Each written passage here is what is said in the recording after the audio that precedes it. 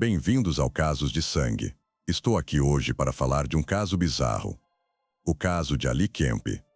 No dia 1º de março de 2022, aos 77 anos de idade, Roger Kemp faleceu em sua casa em Leaud. Ele era o melhor marido e pai que cuidou de sua família até o último minuto.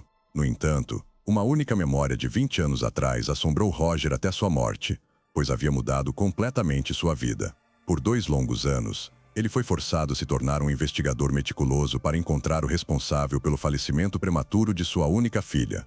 Se não fosse pelo envolvimento de Roger, o caso poderia ter permanecido sem solução, pois a polícia estava praticamente impotente. Mas além da polícia, havia Roger, que não podia permitir que o criminoso ficasse impune. Vamos voltar ao passado e ver o que aconteceu naquele dia trágico. Nossa história ocorreu no pequeno subúrbio de Leaud, Kansas, uma cidade muito pequena e segura no estado. Aqui, todos os vizinhos se conhecem pelo nome e desejam um bom dia ao se encontrarem. O dia que mudou tudo. A manhã de 18 de junho de 2002 começou como de costume para Alexandra Kemp, de 19 anos. Seu pai havia ido trabalhar. Seu irmão mais novo ainda estava na cama e sua mãe estava preparando um café da manhã delicioso. Alexandra não terminou seu café porque estava com pressa para ir trabalhar. Ali, como seus entes queridos a chamavam carinhosamente, havia acabado de concluir seu 1º ano de faculdade e retornado à sua cidade natal para as férias de verão. Ela conseguiu um emprego como salva-vidas em uma piscina pública ao ar livre, onde seu namorado e irmão já estavam trabalhando. Naquele dia, havia poucos visitantes e Ali inspecionava calmamente a área e limpava as instalações auxiliares. Ali entrou na sala de bombas e se virou quando uma voz desconhecida a cumprimentou. Ela educadamente pediu que ele saísse da área restrita e apontou para a porta, mas ele a atacou e começou a rasgar suas roupas. Ali o acertou no rosto, mas ele era muito mais forte. Ela tentou gritar, mas ele cobriu sua boca com a mão e o barulho das bombas em funcionamento não deixou chance de ser ouvida. No momento seguinte, Ali perdeu a consciência. Algum tempo depois, seu irmão Tyler chegou à piscina para assumir seu turno. Ele viu os pertences pessoais dela em uma mesa, mas não conseguiu encontrá-la em lugar algum. Ele procurou por toda parte, chamando-a pelo nome, mas Ali não respondeu. Em pânico, o jovem ligou para o pai. Roger largou tudo e correu para a piscina.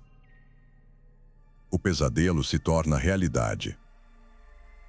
Junto com Tyler, eles inspecionaram cuidadosamente a área ao redor, e para seu alívio, Roger descobriu que Ali não estava na piscina. Ao entrar na sala de bombas, Roger viu um grande pedaço de lona.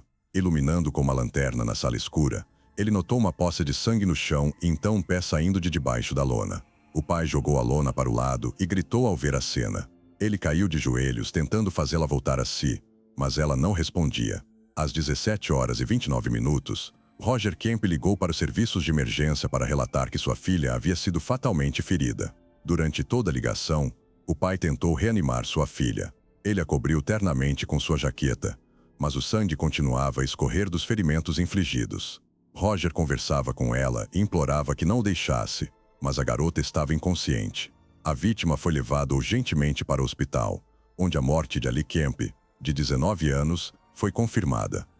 Eu esperava que ela ainda estivesse consciente e pudesse me ouvir, mas ela nunca voltou, disse Roger. Pouco depois de chegar ao hospital local, Alexandra Elizabeth Kemp sofreu múltiplos ferimentos na cabeça por trauma contundente, com uma poça de sangue nas proximidades. Sua camisa estava rasgada, ela estava sem calças e roupas íntimas, e havia sinais de estrangulamento em seu pescoço. Vários de seus dedos estavam quebrados e suas unhas arrancadas, sugerindo que ela havia sido brutalmente agredida antes de ser privada da vida. A sala de bombas onde o corpo de Ali foi encontrado estava em desordem, com itens espalhados caoticamente. Ficou claro que houve uma luta feroz entre Ali e seu agressor, na qual ela não desistiu, mas ele provou ser mais forte. Após sua vida ser declarada encerrada, o corpo da vítima foi enviado para exame forense e a cena do crime foi minuciosamente inspecionada. Infelizmente, a arma usada no crime não foi encontrada nem na sala de bombas nem nas dependências da piscina. No entanto, um tubo de pomada ensanguentado, geralmente mantido no kit de primeiros socorros, foi encontrado na cena do crime, o que os investigadores acharam peculiar. Eles precisavam determinar por que foi encontrado perto do corpo da vítima. O tubo de pomada e sua tampa foram coletados para análise. O chefe de polícia Craig Hill, que inspecionou a cena do crime, Expressou suas condolências aos pais da falecida Lee Kemp e declarou que em seus 35 anos de serviço, este era provavelmente o crime mais horrível que poderia ocorrer na pequena comunidade. Este crime chocou a tranquila cidade e deixou muitas perguntas tanto para o público quanto para os investigadores. A investigação estava confusa, pois uma das principais questões no crime contra a jovem mulher era o motivo. O primeiro motivo suspeito era roubo, mas sua bolsa e todo o seu conteúdo estavam intactos, o que descartava completamente essa teoria. O segundo motivo suspeito era agressão, mas após receber o relatório do exame forense, foi estabelecido que ali não havia sido submetida à violência íntima. A falta de qualquer um desses dois motivos, e de fato de qualquer motivo, tornou o crime misterioso e estranho até para investigadores experientes. Então, quem precisava acabar com a vida de uma jovem mulher cuja vida mal havia começado de forma tão brutal? Uma investigação sem rumo. Alexandra Elizabeth Kemp nasceu em 11 de outubro de 1982 na cidade de Lealdo. Ela era a primeira filha muito esperada da família Kemp e sua única filha. Ali cresceu em um lar amoroso com seus pais e dois irmãos no idílico subúrbio arborizado de Lealdo. Ela se formou no ensino médio com honras, amava futebol e poesia, e foi eleita a garota mais bonita da 8ª série. Seguindo seus sonhos, Ali se matriculou na Universidade Estadual do Kansas em 2002. Ela havia acabado de completar seu primeiro ano na universidade e retornado à sua cidade natal, onde sua família e namorado esperavam. Ela conseguiu um emprego como parte da equipe de serviço na piscina local, a apenas 4 quarteirões da casa de sua família. Assim, Ali era uma jovem promissora que cresceu cercada de amor e cuidado e que certamente não poderia ter inimigos. Os investigadores continuaram a explorar várias teorias sobre o ataque e entrevistaram amigos e conhecidos de Ali para obter um quadro mais completo do dia do crime. Um dos primeiros suspeitos era o namorado de Ali, Phil Oves. Phil conhecia Ali desde a escola e, em 2002, eles eram um casal há mais de 5 anos. Parecia que Phil não tinha motivos para ferir Ali, mas a polícia tinha que considerá-lo suspeito. Durante o interrogatório, Phil explicou que Ali o havia substituído na piscina às 14 horas, após o que ele foi para outro trabalho. Ele esteve lá até às 16 horas. Depois esteve na casa de um amigo jogando videogame até receber uma ligação sobre Ali estar no hospital. O álibi de Phil foi confirmado por colegas e amigos com quem ele estava jogando. No entanto, a polícia obteve informações cruciais dele. Descobriu-se que Ali havia ligado para ele às 14 horas e 52 minutos, mas Phil não pôde atender. Quando ele ligou de volta às 15 horas e 44 minutos, ela não atendeu o telefone, o que levou os investigadores a suspeitar que Ali encontrou seu trágico destino durante esse intervalo de tempo. Apesar do desejo de resolver o caso rapidamente, essa pista não aproximou a polícia de encontrar o criminoso. Havia esperança nos depoimentos de possíveis testemunhas, já que deveria haver muitas em um dia de verão em uma piscina pública. No entanto, devido às condições climáticas desfavoráveis, a piscina estava quase vazia naquele dia. A busca por quaisquer pistas ou testemunhos estava progredindo muito lentamente. Alguns dias depois, após entrevistar novamente os funcionários da piscina e das áreas circundantes, foi estabelecido que no dia do crime, 2 funcionários de uma empresa de jardinagem estavam trabalhando no estacionamento. Eles foram trazidos para interrogatório, onde descreveram ter notado um carro dando voltas no estacionamento por volta das 14 horas e 40 minutos, ocasionalmente saindo, mas depois retornando. Eles conseguiram fornecer uma descrição clara do veículo suspeito, uma picape Ford bege de 1980. Embora a polícia não tivesse o número da placa do veículo, agora eles tinham uma informação importante. No entanto, informações ainda mais valiosas vieram de uma das amigas de Ali. O depoimento da amiga de Ali, Laurel Wynn, ajudou a fornecer uma descrição do suspeito criminal. Descobriu-se que por volta das 15 horas daquele dia, Ali ligou para sua amiga Laurel e pediu que ela lhe fizesse companhia durante seu turno na piscina, já que o dia estava nublado e não muito quente, então havia poucos visitantes. Laurel concordou e, após um tempo, seu carro entrou no estacionamento da piscina. Ela ligou para Ali, mas não houve resposta. Não vendo Ali do lado de fora, Laurel soprou alto um apito de salva-vidas, achando que seria divertido. Nesse momento, um homem saiu da sala de bombas fingindo falar ao telefone. Laurel pensou que pudesse ser o chefe de Ali, então ela rapidamente deixou a área da piscina para evitar causar problemas à sua amiga. Ao sair da área da piscina, o homem se virou e acenou para Laurel, permitindo que ela se lembrasse de seu rosto. Laurel não esperou por uma ligação de sua amiga e foi embora, presumindo que ela havia visto o criminoso. A polícia criou e publicou um retrato falado baseado na descrição de Laurel, esperando que isso os levasse ao criminoso. Assim, um retrato muito preciso do suposto criminoso foi feito. O retrato e a descrição do veículo suspeito foram transmitidos na televisão local. Sem dúvida, tal publicidade aumentou as chances de identificar e capturar o criminoso, e a polícia de fato recebeu um número massivo de denúncias de pessoas que acreditavam ter visto esse homem. Isso levou a investigação ao seu primeiro suspeito, James Drader. O jovem Drader possuía uma velha picape Ford e se assemelhava muito ao retrato falado. Ele morava em Olathe, a aproximadamente 20 minutos de carro de Lealt, onde trabalhava como mecânico em uma pequena oficina de reparos automotivos.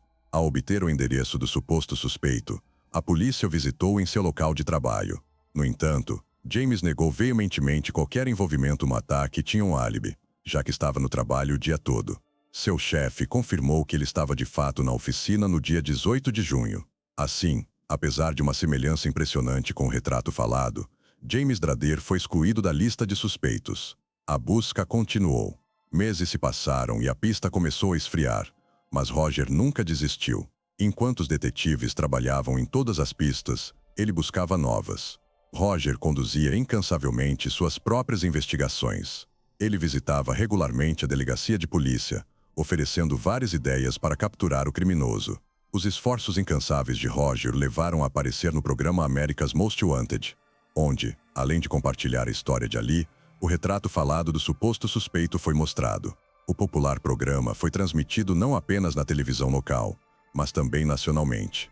Uma nova onda de mensagens inundou as delegacias de polícia. Cada mensagem era meticulosamente processada, mas por várias razões, cada novo suspeito que surgia era quase imediatamente descartado. O namorado de Ali há 5 anos, Phil Oves, também ajudou. Ele iniciou uma caçada virtual, enviando e-mails para estudantes universitários. Ele os instou a olhar o retrato falado e assistir ao episódio de America's Most Wanted, focado no caso de Ali. Uma recompensa de $50.000 foi oferecida por qualquer informação que levasse a uma prisão. Apesar de todos os esforços, o caso novamente chegou a um beco sem saída. No entanto, 6 meses após o assassinato de Ali, os detetives receberam novas informações sobre o já conhecido James Drader. Descobriu-se que em janeiro de 2003, meios de comunicação no vizinho Colorado relataram a busca por um homem responsável por 3 agressões. Roger reconheceu Drader no cartaz de procurado, que havia sido previamente excluído como suspeito no assassinato de Ali e agora era procurado por agressões. Apesar do álibi de Drader no dia do assassinato de Ali Kemp, a polícia agora não tinha dúvidas de que haviam encontrado seu suspeito. Mas primeiro, eles precisavam provar o envolvimento de James. O homem não tinha condenações anteriores, então ele não estava no banco de dados e os investigadores não podiam comparar o DNA. Eles precisavam verificar esse indivíduo novamente e obter seu DNA para compará-lo com o DNA encontrado na cena do crime. Neste ponto, James Drader estava foragido, tornando muito difícil de localizar. Levou 3 semanas para a polícia encontrá-lo em um posto de gasolina em Utah. Drader não pagou pelo combustível e os funcionários o detiveram, chamando a polícia. James Drader enfrentou acusações por 3 agressões e possivelmente também pelo assassinato de Ali Kemp. Quando a polícia comparou sua amostra de DNA com a amostra da cena do crime, eles ficaram desapontados ao descobrir que não havia correspondência. James Drader era um agressor em série, mas ele não tirou a vida de Ali Kemp. Este foi um grande revés, pois a investigação havia chegado incrivelmente perto de prender o suspeito, apenas para os detetives terem que começar do zero novamente. Dias se transformaram em semanas, e semanas em meses, com a polícia ainda sem novos suspeitos no caso de Ali Kemp. 2 anos se passaram e o interesse da polícia no caso gradualmente diminuiu, mas não do pai de Ali, Roger. A determinação de um pai. Ele fez tudo ao seu alcance para encontrar o agressor de sua filha, embora suas opções fossem limitadas. Ele entrava em contato periodicamente com USA Today, que publicava o retrato falado do suposto suspeito. Roger procurava desesperadamente por um homem de rosto largo e um pouco calvo. Ele colocou cartazes de procura-se por toda a cidade. Seu objetivo como pai dedicado não era apenas encontrar o criminoso, mas também manter viva a história de sua filha na consciência pública. Então, um dia, Roger teve uma ideia simples e brilhante. Na entrada da cidade, ele viu um outdoor. Uma ideia inovadora. Ocorreu que centenas, até milhares de pessoas viram esse outdoor diariamente. Por que não colocar o retrato falado nele? Ele entrou em contato com uma empresa de publicidade para alugar o outdoor. Quando a administração da empresa soube sobre a história do Sr. Kemp, eles ofereceram não apenas um, mas 8 outdoors ao longo das rodovias próximas a Layout para o cartaz, gratuitamente. O número total estimado de visualizações diárias desses outdoors era de cerca de 10.000, e os esforços de Roger finalmente começaram a dar frutos. 2 anos após o assassinato de Ali Kemp, a polícia começou a receber relatos de pessoas que se assemelhavam ao retrato. O outdoor, juntamente com uma recompensa maior e anúncios na televisão, levou a uma enxurrada de dicas, incluindo uma sobre um jovem chamado Benjamin Appleby. Este indivíduo vivia em Banton, Connecticut, onde era conhecido como Ted Hoover. O homem de 29 anos vivia sob pseudônimo Hoover para evitar processos por uma ofensa íntima de 1997. Ele possuía uma picape Ford da mesma cor bege que se acreditava que o suspeito dirigia. Mais tarde, descobriu-se que Ted Hoover trabalhava na manutenção de piscinas em 2002, especificamente na piscina onde Ali foi assassinada. Armada com essas informações, a polícia foi interrogar Ted Hoover em sua casa. Durante a conversa, ele se comportou de maneira incerta e estava visivelmente nervoso. Ao final da discussão, Ted foi solicitado a fornecer uma amostra de DNA para se livrar da lista de suspeitos. Ele claramente não estava preparado para esse pedido e tentou evitá-lo fazendo desculpas. Inicialmente, ele pediu para adiar o fornecimento de amostras até que pudesse falar com seu advogado e solicitou algum tempo para pensar. No dia seguinte, o detetive entrou em contato com o advogado de Ted Hoover, que informou que Ted não queria que seu DNA fosse inserido no Banco de Dados Nacional e, portanto, era contra fornecer voluntariamente uma amostra de DNA à polícia. Os detetives tentaram pressionar o advogado para fornecer uma carta de garantia de que o DNA não seria inserido em nenhum banco de dados e seria usado apenas no âmbito dos materiais do caso de Ali Kemp. O advogado solicitou uma pausa para repassar essas informações ao seu cliente. No entanto, 2 dias depois, o advogado respondeu que seu cliente ainda era contra fornecer seu DNA à polícia. Os detetives estavam convencidos de que esse indivíduo tinha algo a esconder. Eles se lembraram de que haviam falado com Ted Hoover na cena do crime da morte de Ali muitos anos atrás. Embora ele não parecesse suspeito na época, a polícia o havia questionado em conexão com o caso de Ali, mas não conseguiu obter o avanço desejado. Os investigadores não tiveram escolha a não ser obter o mandado para a coleta compulsória do DNA de Ted Hoover. Em 24 de março de 2004, armados com o mandado, eles retornaram à residência de Ted Hoover, apenas para encontrar a casa vazia. O homem havia fugido. Ted Hoover foi oficialmente declarado procurado por suspeita do assassinato de Ali Kemp. Durante a busca, Roger continuou a desempenhar um papel ativo. Ele voltou ao método comprovado de publicar cartazes em outdoors em estados vizinhos. Ele comprou mais de 500 anúncios em outdoors. O rosto de Ted Hoover foi exibido no Colorado, Oklahoma, Arkansas, Missouri, Iowa e Nebraska. Para financiar uma caçada tão massiva, Roger Kemp teve que gastar todas as suas economias e até vender a casa onde sua família havia morado por mais de 20 anos, já que toda a campanha de outdoors agora custava mais de $100.000. E não foi em vão.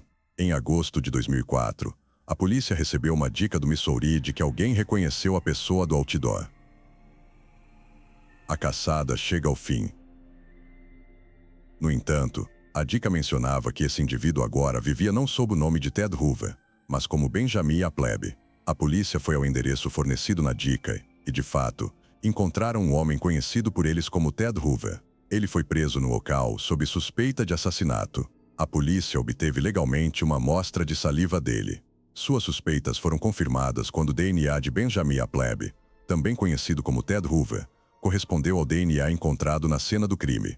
Benjamin tinha vários encontros anteriores com a lei, variando de roubo a ofensas íntimas. A polícia em Connecticut o prendeu por um mandado anterior, acusando de exposição indecente. Quando questionado sobre o assassinato de Ali, ele confessou à polícia que se aproximou da garota porque gostava de flertar com ela, mas ela não correspondeu. Quando ele tentou tocá-la, ela o empurrou, fazendo Benjamin perder o controle e agredi-la. Mais tarde, Benjamin foi acusado de assassinato e tentativa de agressão. Ele foi considerado culpado em ambas as acusações. "Eu a machuquei. Não sei por que fiz isso", disse Benjamin Appleby em uma entrevista gravada. Segundo ele, houve um desentendimento, e ao enfrentar resistência, ele perdeu o controle, resultando em uma agressão fatal. Os detetives concluíram que a pomada antisséptica havia sido usada com intenções impróprias, indicando um comportamento perturbador após a agressão. Em sua defesa, Benjamin Appleby disse que simplesmente perdeu a cabeça, voltou para seu carro e foi embora. Em 10 de dezembro de 2005, no último dia do julgamento contra Benjamin Appleby, também conhecido como Ted Hoover, ele foi sentenciado a 50 anos de prisão. Ele foi considerado culpado sob a lei do Kansas, 50 anos de prisão sem chance de liberdade condicional até 2054. No entanto, Benjamin Appleby, que está cumprindo sua sentença há vários anos, expressou dúvidas sobre a justiça de sua sentença sob a Lei Hard 50 do Kansas.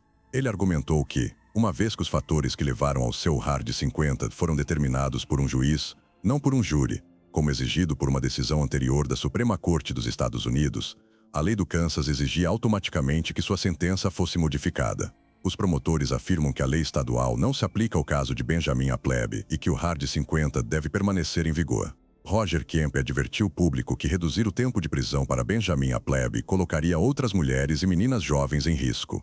Isso marcou o fim da luta de Roger Kemp e sua busca pelo homem que tirou a vida de sua filha. Sua determinação incansável de ver o agressor de Ali enfrentar a justiça levou a uma ideia bastante incomum. Ele queria usar outdoors nas rodovias para que todos os transeuntes pudessem ver o retrato falado. A ideia inventiva de Roger Kemp de usar outdoors para alcançar mais pessoas provou ser muito bem sucedida.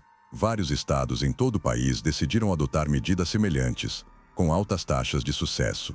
Após a condenação de Benjamin Appleby, Roger Kemp fundou a Fundação Educacional Ali Kemp, chamada Take Defense. O legado de Ali.